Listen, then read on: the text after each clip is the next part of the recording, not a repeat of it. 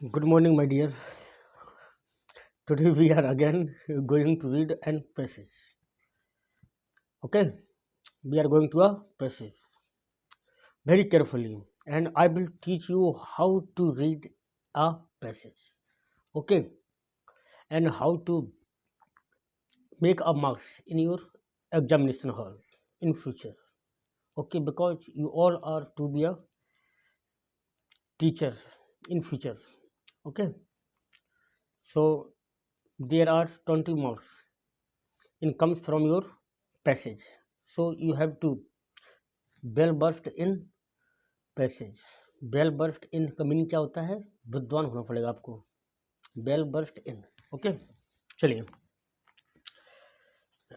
My heart is grieved, मेरा हृदय दुखता है। My heart is my heart grieved, मेरा हृदय दुखता था।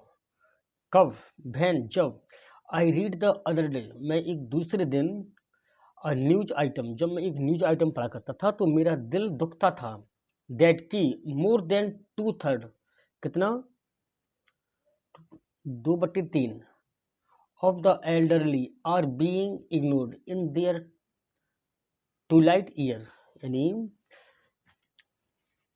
माई हार्ट ग्रीव्ड, मेरा दिल दुखता था। When I read the other day, जब मैं एक दूसरे दिन पढ़ता था क्या? न्यूज आइटम दैट की मोर देन 2/3 ऑफ एल्डर, यानी 2/3 बुजुर्ग लोग of the elder are being ignored. देखिए यहाँ पर जो पैसेज है, आर बीइंग इग्नोर्ड, उन्हें इग्नोर किया जा रहा है इन देयर ट्विलाइट ईयर्स। कब? उनके ट्विलाइट ईयर्स में, यानी बुढ़ापे के जीवन में।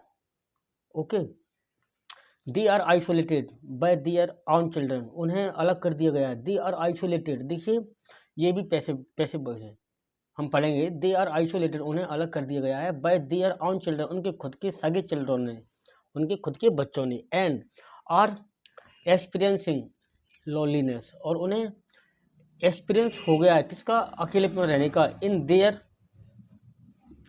On child in their present life, अपनी खुद की लाइफ में उनको क्या हो गया है? एक एक्सपीरियंस होगा है अकेले रहने का। मोस्ट ऑफ देम, उनमें से अधिकतर से कहते हैं they are not being respected. भैया बहुत अच्छी बात कही गई है। मोस्ट ऑफ देम से, उनमें से बहुत से लोग कहते हैं they are not being respected, कि उन्हें रिस्पेक्ट नहीं किया जा रहा है। और given good treatment by their family, और उन्हें एक अच्छा सा ट्रीटमेंट नहीं दिया जा रहा है। और society, and they are being discriminated against in their old age, यानी और उन्हें एक उनकी एज लिमिट या उनकी एज ओल्ड होने के अकॉर्डिंग उनमें भेदभाव किया जा रहा है। डिस्क्राइमिनेट मीन्स क्या होता है? भेदभाव।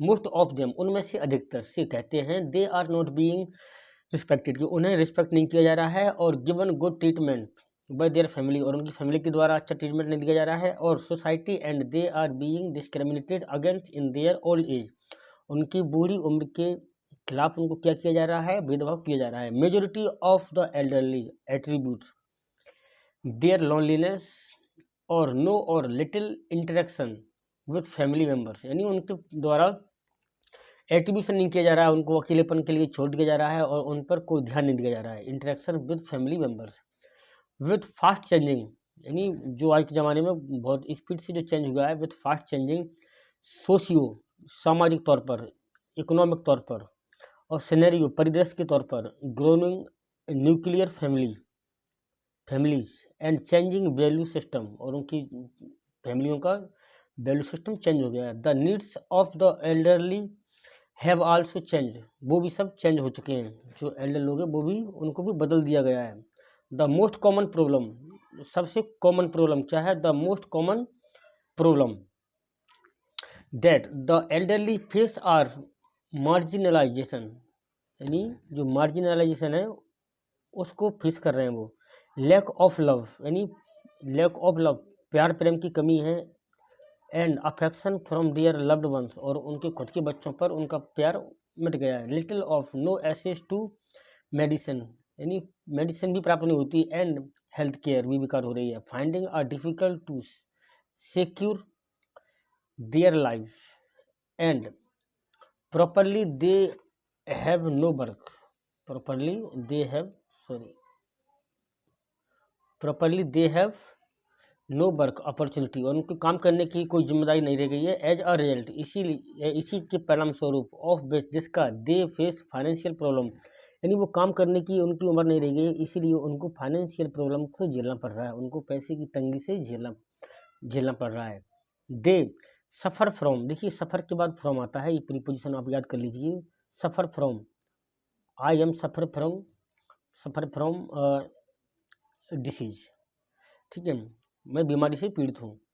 ऑफ विच जिसके कारण दे फेस सामना कर रहे हैं फाइनेंशियल प्रॉब्लम्स, यानी पैसों की कमी का। दे सफ़र फ्रॉम रेस्ट्रिक्टेड मोबाइलिटी, यानी उनको कहीं आने जाने से मोबिलिटी से भी रेस्ट्रिक्ट किया गया है। रेस्ट्रिक्ट मीन्स सारे रास्ते, यानी उनको कहीं जाने से मना कर रखा है। एंड हैव साइकोलॉजिकल प्रॉब्लम, और उनको मानसिक परेशानियां मिल रही हैं ऑन अकाउंट ऑफ लोनलीनेस, यानी अकेलेपन के कारण। देखिए अकेलेपन के कारण ही सुशांत सिंह राजपूत खत्म हो गए हैं, क्योंकि लॉकडाउन के समय में उन्हें घर में वो अकेला रहा करते थे और उसी के कारण वो खत्म हो गए हैं, ऐसा बताया जाता है न्यूज के द्वारा। तो ऐसे यहाँ पर है कि जब माता पिता को अकेले घर में बंद कर दिया जाता है या छोड़ दिया जाता है तो वह एक मेंटली शिकार हो रहे हैं, यानी मानसिक पीड़ा से ग्रसित हैं वो लोग, ठीक है। चलिए, टू इम्प्रूव द सिचुएशन, इस सिचुएशन को सुधारने के लिए the elderly, the government of India, भारतीय राज्य सरकार, मे कंसिडर इनेक्टिंग, ऐसा कोई एक्ट लागू करना चाहिए, a law like government many others country, जैसा कि अनेक देशों में है। Have to make it compulsory, और उसको आवश्यक कर देना चाहिए फॉर चिल्ड्रन, बच्चों के लिए, to maintain and look after their parents, कि उनको मेंटेन, उनका रख रखाव करें। एंड लुक आफ्टर मीन्स होता है देखभाल करना, आप याद करना उसको। लुक आफ्टर मीन्स क्या होता है, देखभाल करें। देयर पेरेंट, अपने माता पिता की। And also establish the national commission for elderly person, और जो नेशनल कमीशन भी बनाए, किसके लिए, एल्डर पर्सन के लिए।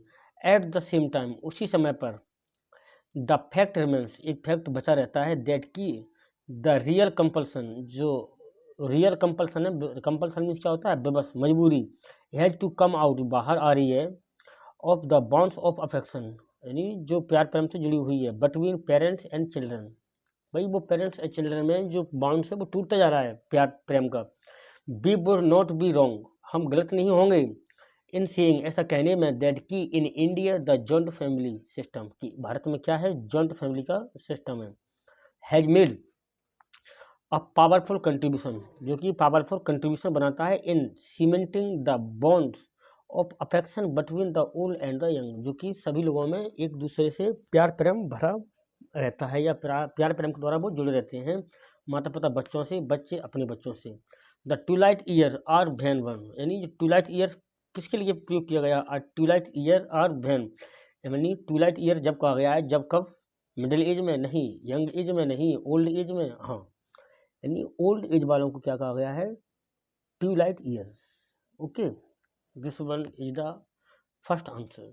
The elderly do not feel, elderly क्या फील नहीं कर रहे हैं, रिस्पेक्ट या इग्नोर, लोनली, डिस्क्रिमिनेट अगेंस्ट, देखिए रिस्पेक्ट फील नहीं कर रहे हैं वो, क्या, उनको रिस्पेक्ट नहीं मिल रहा है।